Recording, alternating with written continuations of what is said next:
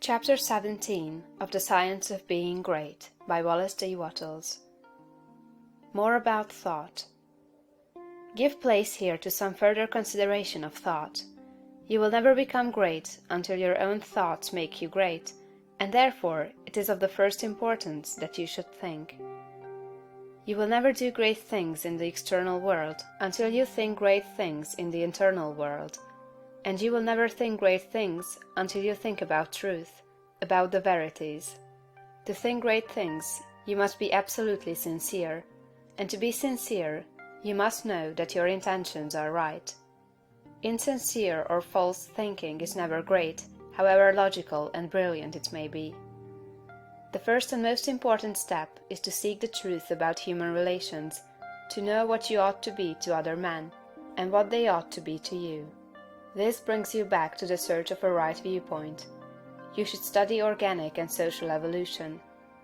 Read Darwin and Walter Thomas Mills, and when you read, think. Think the whole matter over until you see the world of things and men in the right way. Think about what God is doing until you see what He is doing. Your next step is to think yourself into the right personal attitude. Your viewpoint tells you what the right attitude is, and obedience to the soul puts you into it. It is only by making a complete consecration of yourself to the highest that is within you that you can attain to sincere thinking. So long as you know you are selfish in your aims, or dishonest or crooked in any way in your intentions or practices, your thinking will be false, and your thoughts will have no power. Think about the way you are doing things, about all your intentions, purposes, and practices, until you know that they are right. The fact of his own complete unity with God is one that no person can grasp without deep and sustained thinking. Anyone can accept the proposition in a superficial way, but to feel and realize a vital comprehension of it is another matter. It is easy to think of going outside of yourself to meet God, but it is not easy to think of going inside yourself to meet God.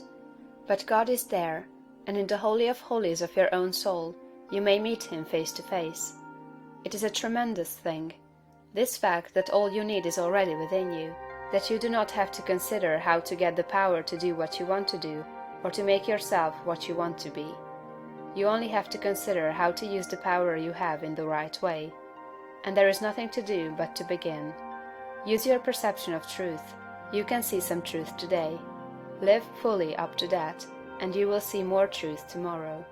To rid yourself of the old false ideas, you will have to think a great deal about the value of man, the greatness and worth of a human soul. You must cease from looking at human mistakes and look at successes. Cease from seeing faults and see virtues. You can no longer look upon men and women as lost and ruined beings that are descending into hell. You must come to regard them as shining souls who are ascending toward heaven. It will require some exercise of willpower to do this, but this is the legitimate use of the will, to decide what you will think about and how you will think. The function of the will is to direct thought. Think about the good side of man, the lovely, attractive part, and exert your will in refusing to think of anything else in connection with them. I know of no one who has attained to so much on this one point as Eugene V. Debs, twice the socialist candidate for President of the United States. Mr. Debs reverences humanity. No appeal for help is ever made to him in vain. No one receives from him an unkind or censorious word. You cannot come into his presence without being made sensible of his deep and kindly personal interest in you. Every person, be he millionaire, grimy working man, or toil-worn woman, receives the radiant warmth of a brotherly affection that is sincere and true. No ragged child speaks to him on the street without receiving instant and tender recognition. Debs loves man. This has made him the leading figure in a great movement, the beloved hero of a million hearts, and will give him a deathless name. It is a great thing to love man so, and it is only achieved by thought.